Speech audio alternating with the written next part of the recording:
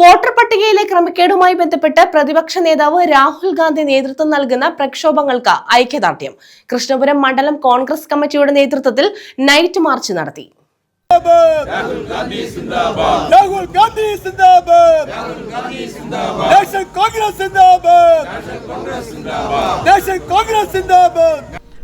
Voter പട്ടികയിലെ ക്രമക്കേടുകളുമായി ബന്ധപ്പെട്ട പ്രതിപക്ഷ നേതാവ് രാഹുൽ ഗാന്ധി നടത്തുന്ന പ്രക്ഷോഭങ്ങൾക്ക് പിന്തുണ പ്രഖ്യാപിച്ചാണ് കോൺഗ്രസിന്റെ നേതൃത്വത്തിൽ നൈറ്റ് മാർച്ച് സംഘടിപ്പിച്ചത്.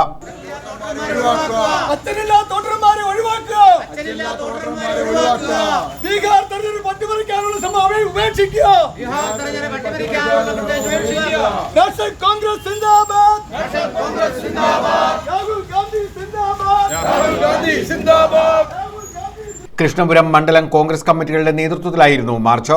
KPCC secretary N. Ravi March ഉദ്ഘാടനം ചെയ്തു. ഇന്ന് രാഹുൽ ഗാന്ധിയുടെ നേതൃത്വത്തിൽ അതിശക്തമായ പ്രക്ഷോഭണ പരിപാടി ഇന്ത്യ മുന്നണിയുടെ നേതൃത്വത്തിൽ നടന്നുകൊണ്ടിരിക്കുകയാണ്.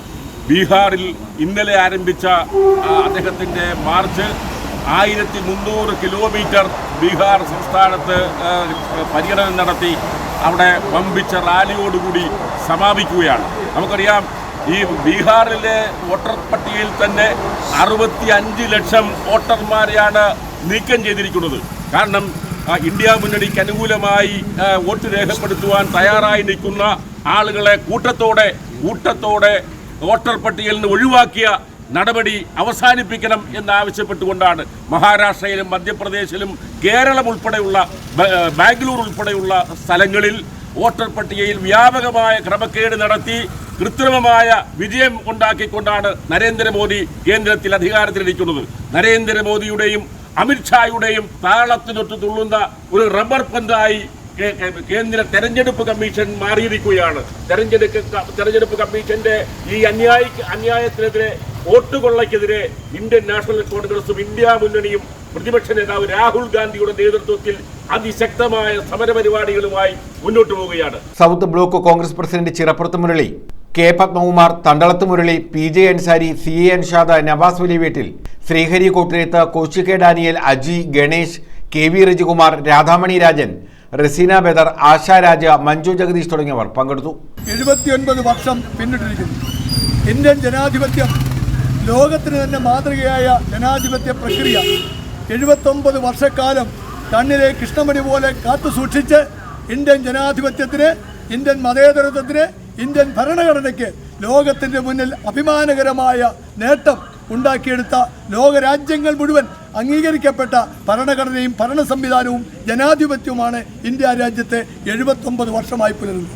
ഐതിഹാസികമായ സ്വാതന്ത്ര്യ സമരത്തിലൂടെ സൂര്യനസ്തമിക്കാത്ത ബ്രിട്ടീഷ് സാമ്രാജ്യത്തിൻ്റെ കരങ്ങളിൽ നിന്നും സ്വാതന്ത്ര്യത്തിന് ശുദ്ധവായു കിട്ടുവാൻ വേണ്ടി 40 കോടി ജനങ്ങൾ ആ ശുദ്ധവായു ശ്വസിച്ച് ഇന്ന് 140 കോടി ജനങ്ങളായി ഇന്ത്യയിലെ 79 വർഷം കൊണ്ട് മാറുമ്പോൾ ആ 140 കോടി ജനങ്ങൾക്കും 79 വർഷം പിന്നിട്ടപ്പോൾ ഒരു കാലഘട്ടത്തിൽ നമ്മൾ ഒരു നേരത്തെ ആഹാരത്തിന് വേണ്ടി കൈനീട്ടി, അമേരിക്കൻ ഗോതമ്പിന് വേണ്ടി കൈനീട്ടിയ ആ വ്യവസ്ഥിതി നിലനിൽക്കുമ്പോൾ ഇന്ന് നമ്മുടെ രാജ്യത്ത് ഭക്ഷ്യ സ്വയം പര്യാപ്തത നേടിക്കൊണ്ട്, ഭക്ഷ്യ സ്വയം പര്യാപ്തയിൽ മുന്നിട്ട് നിന്നുകൊണ്ട് ഇന്ദിരാഗാന്ധിയുടെയും അതുപോലെ തന്നെ ശ്രീ പണ്ഡിറ്റ് ജവഹർലാൽ നെഹ്റുവിൻ്റെ നേതൃത്വത്തിൽ ആരംഭിച്ച പഞ്ചവത്സര പദ്ധതികളും ഭക്ഷ്യ പദ്ധതികളും, അതുപോലെ തന്നെ നമ്മുടെ ഭക്ഷ്യ സുരക്ഷാ ബില്ല് സോണിയാഗാന്ധിയുടെ നേതൃത്വത്തിലുള്ള UPA നയിക്കുന്ന സമയത്ത് ഡോക്ടർ മൻമോഹൻ സിംഗ് അവതരിപ്പിച്ച,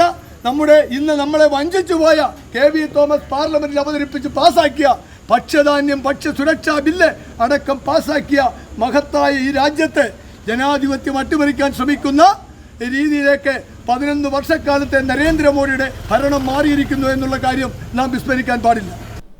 ന്യൂസ് ബ്യൂറോ, കായംകുളം.